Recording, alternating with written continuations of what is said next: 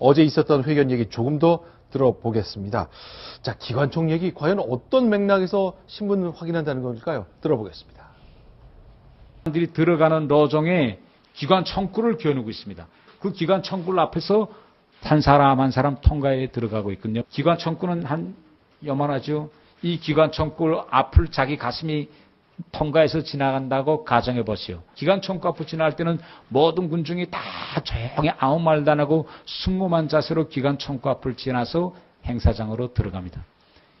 이것이 바로 공포 선행 정치입니다.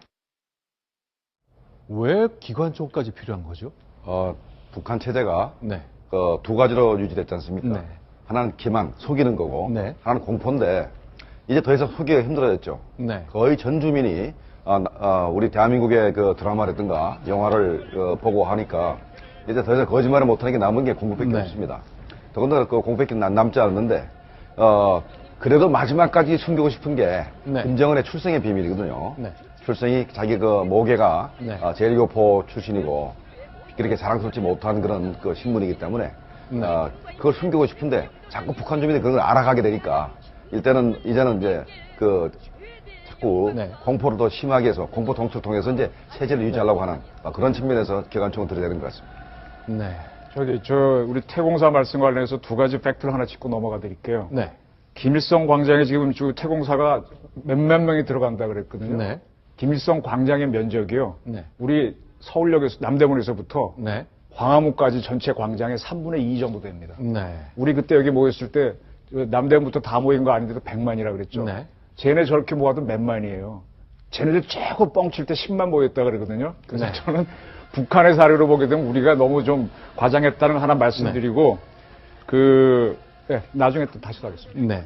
이거 하나 더 알아보겠습니다. 저희 이제 다 알고 있거든요. 김정은의 생모는 고영희입니다만 북한 주민은 이걸 모른다는군요. 북한에서는 모르는 김정은의 생모 이름 우린 다 알고 있는데 어떻게 설명하는지도 들어보겠습니다. 김정일은 아버지는 빨치산 대장, 어머니는 빨치산 대원, 항일의 묘성 영웅. 그러니까 피가 좋다는 거죠. 다른 사람 있으면 내놔봐. 북한에서 내놓을 수 있어요. 김정일 외에는 김정은은 어떻게 되었을까요? 2008년 김정일이 뇌졸중으로 쓰러질 때까지 김정은의 존재를 알고 있는 북한 사람들은 얼마 없었습니다. 저도 몰랐습니다. 결국 집권 5년차가 된 오늘까지도 생모 이름을 북한 주민들에게 공개하지 못하고 있습니다. 김정은의 어머니를 성군 조선의 어머니 이렇게만 공개했지 차마 자기 어머니가 김정은의 공식 부인이라고 떳떳하게 말할 수 없는 거예요. 김정일한테 여러 명의 여인들이 있었는데 김정은이나 김여정은 그중 한 여인한테서 난 아이다. 지도자에 대한 수령의 신격화가 유지되겠습니까? 저 얘기는요. 네. 2008년 김정일이 뇌졸중으로 쓰러졌습니다. 중풍이죠. 그때까지는 태영호 본인도 김정은의 존재를 몰랐다. 이게 진짜로 그런 겁니까? 맞습니다. 아는 건 이제 우리나라 국민들이 많이 알고 있었죠. 네. 전부 국정원에서 내놓고 그래가지고 많이 알고 있었는데. 김정운이란 이름을 그 당시에 맞습니다. 그 당시에는 이제 후지모토 겐지가 네. 일본 김정일이 그 요리사인 후지모토 네. 겐지가 김정은 구로 문자 써가지고 네. 김정은이가 이제 셋째 아들이고 네. 앞으로 후계자가 될 거다라는 얘기를 했기 때문에 후계자 될 거로 예상을 하고 있었습니다. 네. 그런데 북한 주민들은 전혀 모르고 있었죠. 네. 그러다가 최초로 알게 된 게 2009년도 네. 9월 30일 날 제3차 노동당 대표자 대회를 합니다. 네. 그때 처음으로 김정은이가 이제 공개석에 등장을 하면서 네. 후계자로 이렇게 가능성이 있는 것으로 이렇게 비치게 되는 것입니다. 자, 김정은의 생모 고영희 묘역 영상을 저희가 좀 컴퓨터 그래픽을 좀 보여드리고 싶은데 이제 혁명 열살은 바로 근처에 묻어져 있습니다만 역시 당연한 얘기지만 북한 주민들은 잘 모르겠군요. 여기 아무나 갈 수 있는 건 아니잖아요. 원래는 고영희 묘를 저다 만들었을 때는 네. 많은 사람들이 참배할 수 있도록 이렇게 공간을 넓게 하고 주차장도 만들어 놨는데 네. 지금 현재 실제로 이제 공개를 하려다 보니까 네.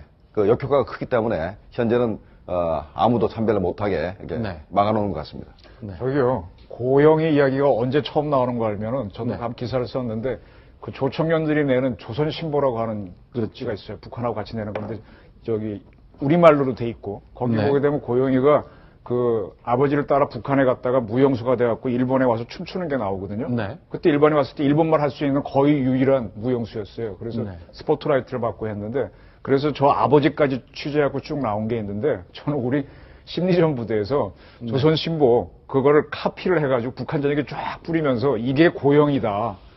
이렇게 째포의 딸이다. 이렇게 하면은 상당히 효과적일 것 같은데 어떻습니까?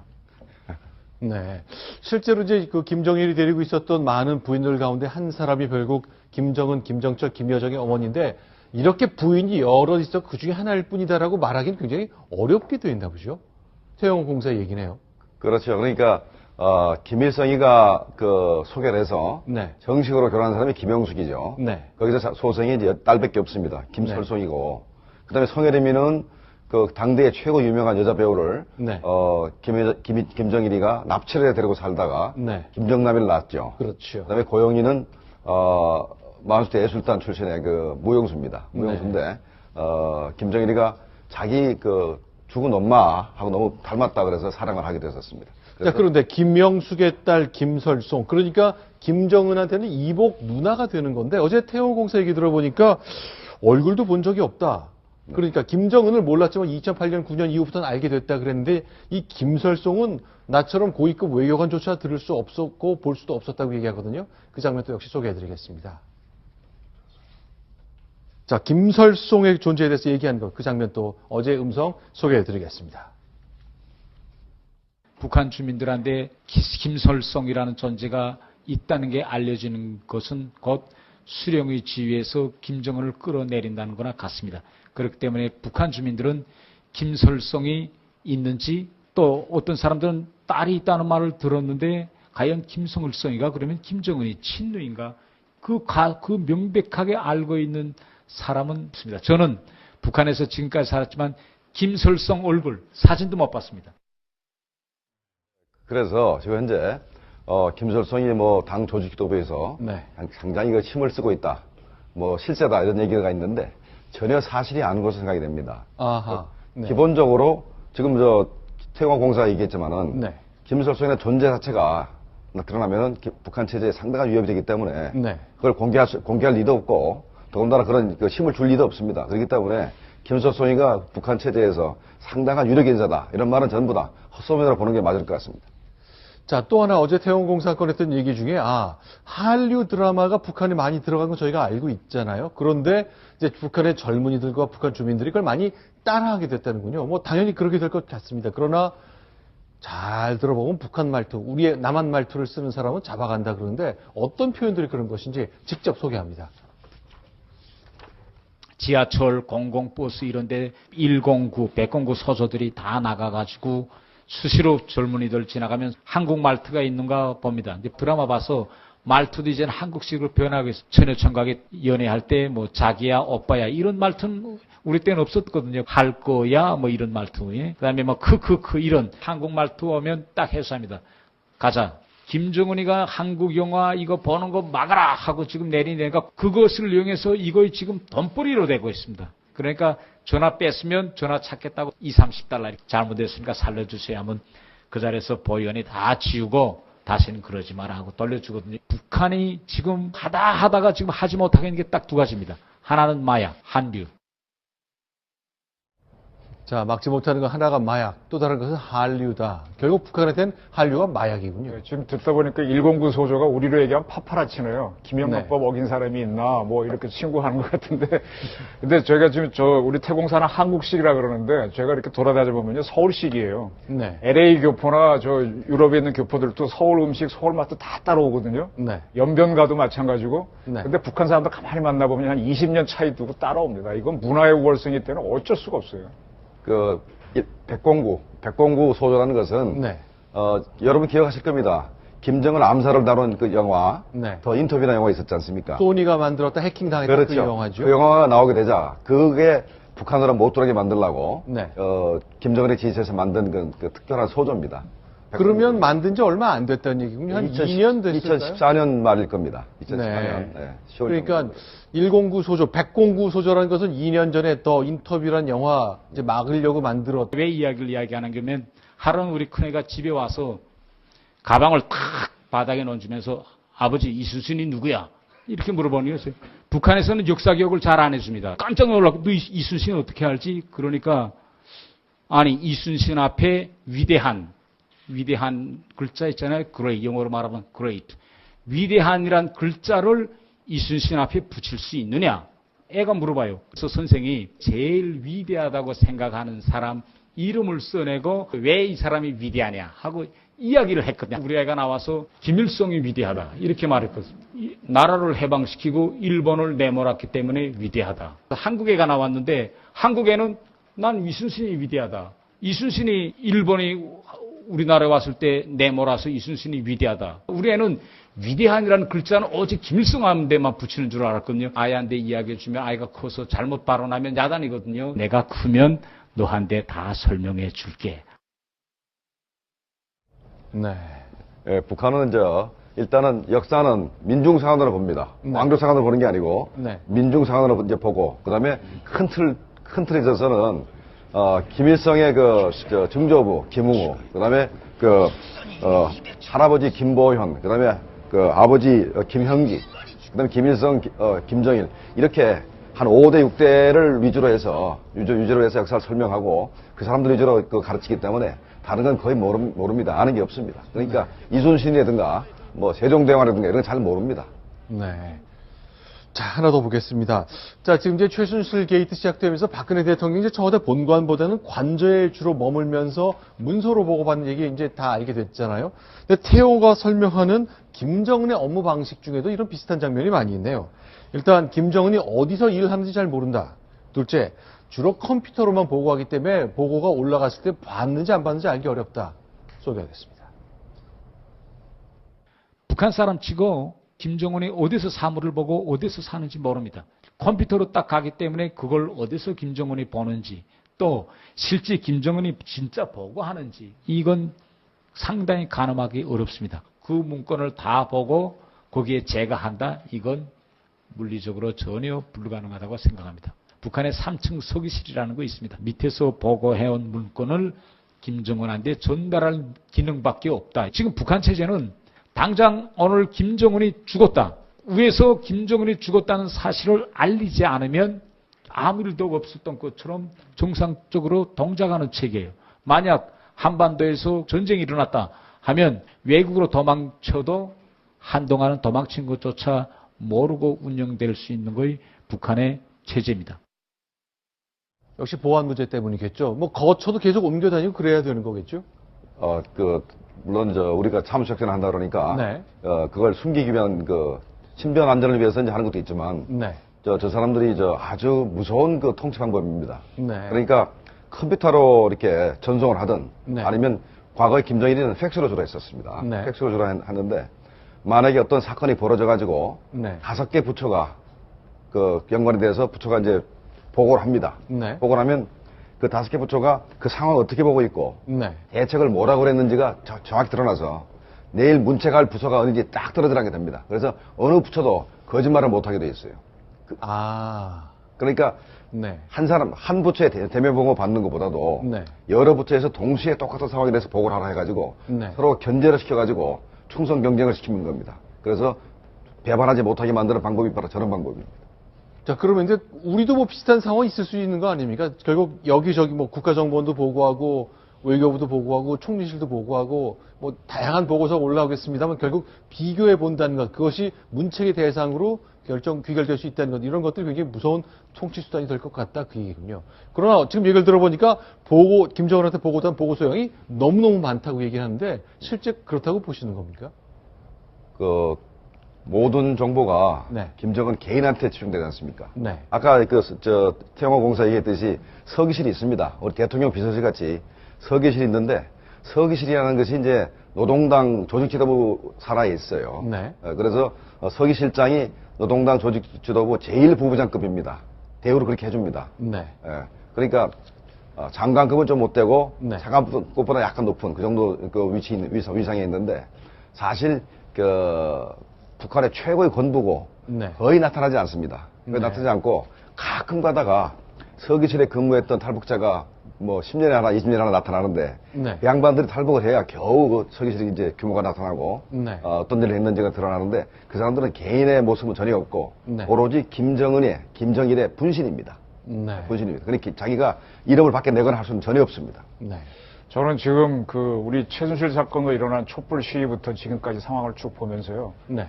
이걸 어떻게 나중에 정리할까, 기자로서 어떻게 할까 좀 생각을 좀 하고 있는데 87년도에 6월 사태라는 게 있었습니다. 네. 굉장했죠. 그래서 민주화가 됐고 그다음에 88년도에 우리가 올림픽을 했습니다. 네.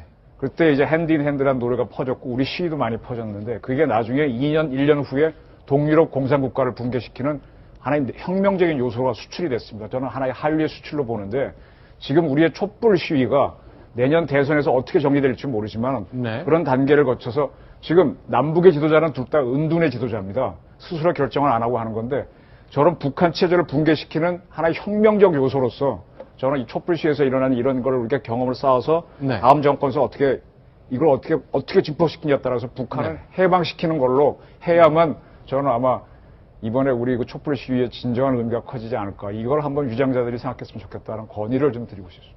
알겠습니다. 이제 2시간 반 동안 이어졌던 태영호 공사 이야기 뭐 굉장히 많은 내용이 있습니다만 어제 오늘 이틀에 걸쳐서 저희가 대략적인 중요한 내용 좀 정리해 드렸습니다. 자, 기회가 있겠죠. 태영호 공사가 과연 앞으로 어떤 북한의 속살을 보여주는지 계속 정리해서 여러분께 소개해 드리겠습니다. 자, 지금까지 3가지 소식 봤습니다. 김정봉 교수님 그리고 이정훈 편집자. 둘째, 주로 컴퓨터로만 보고하기 때문에 보고가 올라갔을 때 봤는지 안 봤는지 알기 어렵다. 소개하겠습니다. 북한 사람 치고 김정은이 어디서 사물을 보고 어디서 사는지 모릅니다. 컴퓨터로 딱 가기 때문에 그걸 어디서 김정은이 보는지 또 실제 김정은이 진짜 보고하는지 이건 상당히 가늠하기 어렵습니다. 그 문건을 다 보고 거기에 제거한다? 이건 물리적으로 전혀 불가능하다고 생각합니다. 북한의 3층 서기실이라는 거 있습니다. 밑에서 보고해온 문건을 김정은한테 전달할 기능밖에 없다. 지금 북한 체제는 당장 오늘 김정은이 죽었다. 위에서 김정은이 죽었다는 사실을 알리지 않으면 아무 일도 없었던 것처럼 정상적으로 동작하는 체계예요. 만약 한반도에서 전쟁이 일어났다 하면 외국으로 도망쳐도 한동안은 도망친 것조차 모르고 운영될 수 있는 것이 북한의 체제입니다. 역시 보안 문제 때문이겠죠. 뭐 거쳐도 계속 옮겨다니고 그래야 되는 거겠죠. 물론 우리가 참수작전을 한다 그러니까 네. 그걸 숨기기 위한 신변 안전을 위해서 이제 하는 것도 있지만 네. 저 사람들이 아주 무서운 통치 방법입니다. 네. 그러니까 컴퓨터로 이렇게 전송을 하든 네. 아니면 과거에 김정일이는 팩스로 주로 했었습니다. 네. 팩스로 주로 했는데 만약에 어떤 사건이 벌어져 가지고 네. 5개 부처가 연관이 돼서 부처가 이제 보고를 합니다. 네. 보고를 하면 그 5개 부처가 그 상황을 어떻게 보고 있고 네. 대책을 뭐라고 그랬는지가 정확히 드러나서 내일 문책할 부서가 어딘지 딱 떨어지게 됩니다. 그래서 어느 부처도 거짓말을 못하게 돼 있어요.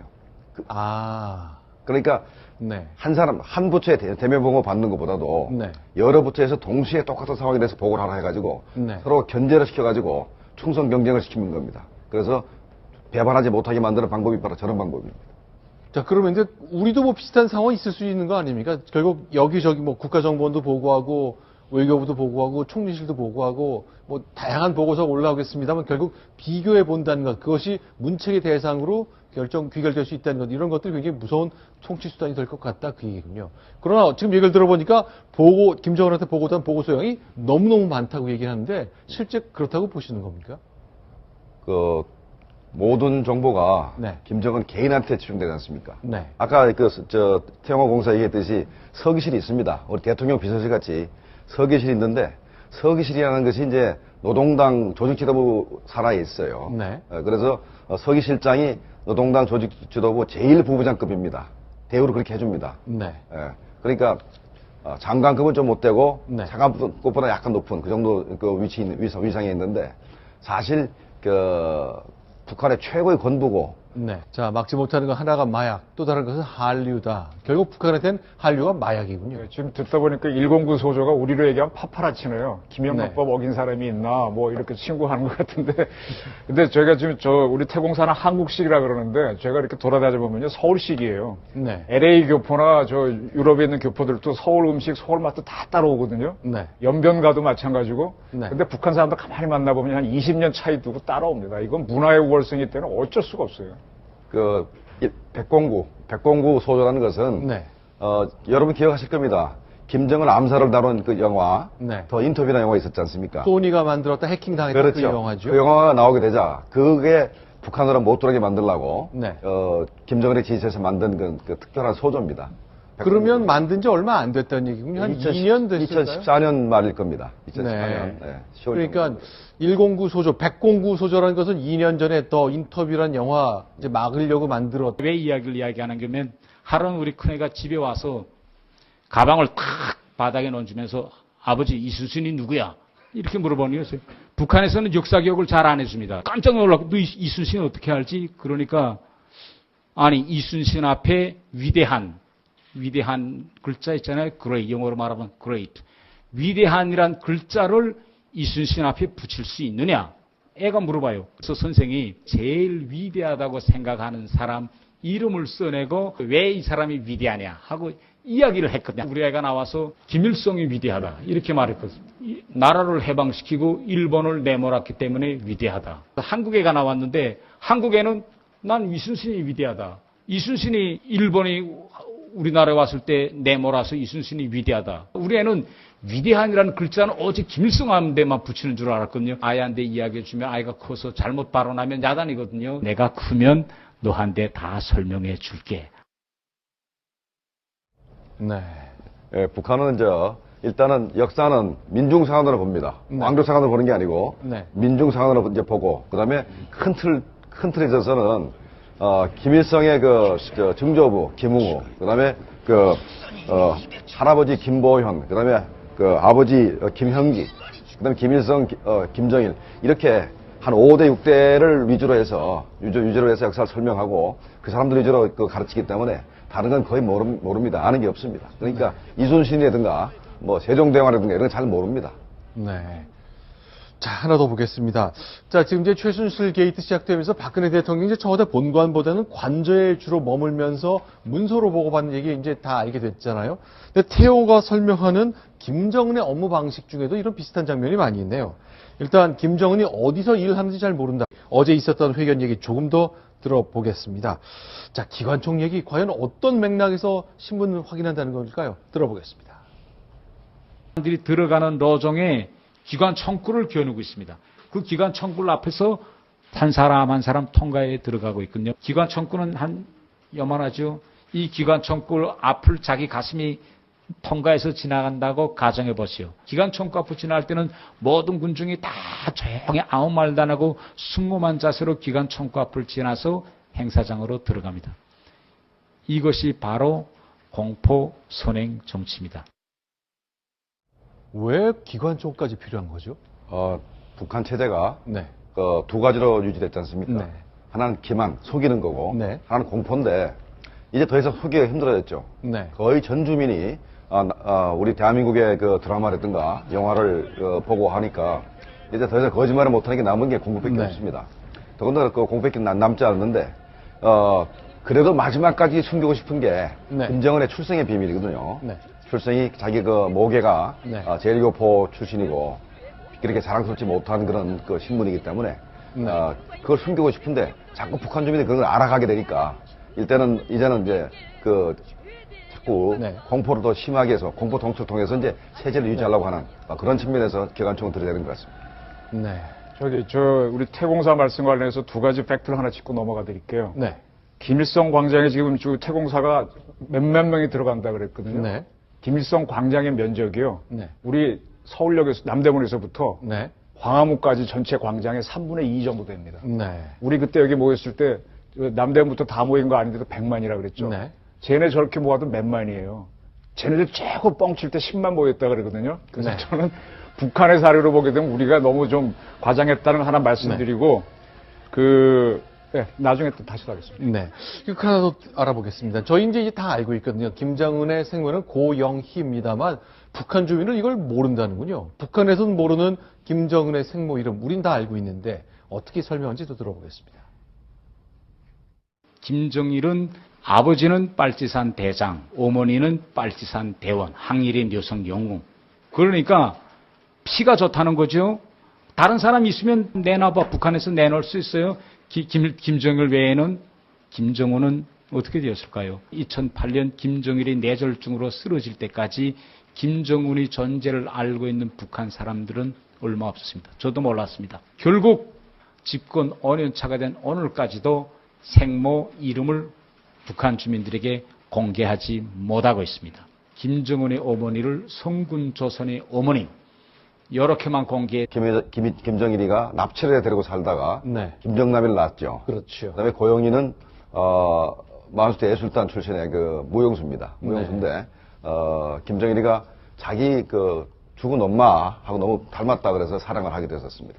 자, 그런데 김명숙의 딸 김설송, 그러니까 김정은한테는 이복 누나가 되는 건데 어제 태호공사 얘기 들어보니까 얼굴도 본 적이 없다. 그러니까 김정은을 몰랐지만 2008년, 9년 이후부터는 알게 됐다 그랬는데 이 김설송은 나처럼 고위급 외교관조차 들을 수 없었고 볼 수도 없었다고 얘기하거든요. 그 장면도 역시 소개해드리겠습니다. 자, 김설송의 존재에 대해서 얘기한 것, 그 장면 또 어제 음성 소개해드리겠습니다. 북한 주민들한테 김설송이라는 존재가 있다는 게 알려지는 것은 곧 수령의 지위에서 김정은을 끌어내린다는 거나 같습니다. 그렇기 때문에 북한 주민들은 김설송이 있는지 또 어떤 사람들은 딸이 있다는 말을 들었는데 과연 김설송이가 그러면 김정은이 친누인가 그 명백하게 알고 있는 사람은 없습니다. 저는 북한에서 지금까지 살았지만 김설송 얼굴 사진도 못 봤습니다. 그래서 지금 현재 김설성이 뭐 당 조직 기도부에서 네. 상당히 그 힘을 쓰고 있다, 뭐 실세다 이런 얘기가 있는데 전혀 사실이 아닌 것으로 생각이 됩니다. 아하. 네. 기본적으로 지금 태광공사 얘기했지만은 네. 김설성의 존재 자체가 드러나면은 북한 체제에 상당한 위협이 되기 때문에 네. 그걸 공개할 리도 없고 더군다나 그런 그 힘을 줄 리도 없습니다. 그렇기 때문에 김설성이가 북한 체제에서 상당한 유력 인사다 이런 말은 전부 다 헛소문으로 보는 게 맞을 것 같습니다. 자, 또 하나 어제 태원공사 꺼냈던 얘기 중에 한류 드라마가 북한에 많이 들어간 건 저희가 알고 있잖아요. 그런데 이제 북한의 젊은이들과 북한 주민들이 그걸 많이 따라하게 됐다는군요. 뭐 당연히 그렇게 될 것 같습니다. 그러나 잘 들어보면 북한 말투, 우리의 남한 말투를 쓰는 사람은 잡아간다 그러는데 어떤 표현들이 그런 것인지 직접 소개합니다. 지하철, 공공버스 이런 데 109, 109 소조들이 다 나가가지고 수시로 젊은이들 지나가면 한국 말투가 있는가 봅니다. 이제 드라마 봐서 말투도 이제는 한국식으로 변하고 있어요. 처녀청각에 연애할 때 뭐 자기야, 오빠야 이런 말투는 우리 때는 없었거든요. 할 거야 뭐 이런 말투. 예? 그다음에 뭐 크크크 이런 한국 말투 오면 딱 해소합니다. 가자. 김정은이가 한국 영화 이거 보는 거 막아라 하고 지금 내리니까 그것을 이용해서 이거 지금 돈벌이로 되고 있습니다. 그러니까 전화 뺐으면 전화 찾겠다고 20-30달러 잘못했으니까 살려주세요 하면 그 자리에서 보위원이 다 지우고 다시는 그러지 마라 하고 돌려주거든요. 북한이 지금 하다가 지금 하지 못하게 있는 게 딱 두 가지입니다. 하나는 마약, 한류. 차마 자기 어머니가 김정은의 공식 부인이라고 떳떳하게 말할 수 없는 거예요. 김정일한테 여러 명의 여인들이 있었는데 김정은이나 김여정은 그중 한 여인한테서 난 아이다. 지도자에 대한 수령의 신격화가 유지되겠습니까? 저 얘기는요. 네. 2008년 김정일이 뇌졸중으로 쓰러졌습니다. 중풍이죠. 그때까지는 태영호 본인도 김정은의 존재를 몰랐다. 이게 진짜로 그런 겁니까? 맞습니다. 아는 건 이제 우리나라 국민들이 많이 알고 있었죠. 네. 정부 국정원에서 내놓고 그래가지고 많이 알고 있었는데. 김정운이란 이름을 그 당시에 맞습니다. 그 당시에는 이제 후지모토 겐지가 네. 일본 김정일이 그 요리사인 후지모토 네. 겐지가 김정은 구로 문자 써가지고 네. 김정은이가 이제 셋째 아들이고 네. 앞으로 후계자가 될 거다라는 얘기를 했기 때문에 후계자 될 거라 예상을 하고 있었습니다. 네. 그런데 북한 주민들은 전혀 모르고 있었죠. 네. 그러다가 최초로 알게 된 게 2009년도 네. 9월 30일 날 제3차 노동당 대표자 대회를 합니다. 네. 그때 처음으로 김정은이가 이제 공개석에 등장을 하면서 네. 후계자로 이렇게 가능성이 있는 것으로 이렇게 비치게 되는 것입니다. 자, 김정은의 생모 고영의 묘역 영상을 저희가 좀 컴퓨터 그래픽을 좀 보여드리고 싶은데 이제 혁명 열차는 바로 근처에 묻어져 있습니다만 역시 당연한 얘기지만 북한 주민들은 잘 모르겠군요. 여기 아무나 갈 수 있는 건 아니잖아요. 원래는 고영이 묘를 저다 만들었을 때는 네. 많은 사람들이 참배할 수 있도록 이렇게 공간을 넓게 하고 주차장도 만들어 놨는데 네. 지금 현재 실제로 이제 공개를 하려다 보니까 네.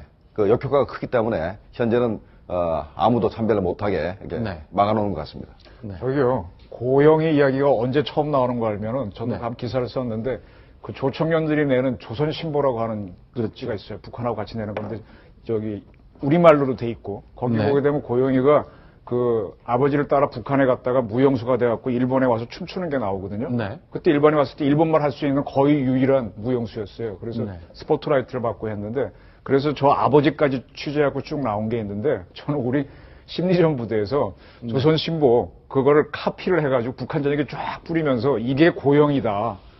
이렇게 째포의 딸이다 이렇게 하면은 상당히 효과적일 것 같은데 어떻습니까? 네. 실제로 이제 김정일이 데리고 있었던 많은 부인들 가운데 한 사람이 결국 김정은, 김정철, 김여정의 어머니인데 이렇게 부인이 여러 있어 그 중에 하나일 뿐이다라고 말하기는 굉장히 어렵기도 했나 보죠. 태영 공사 얘기네요.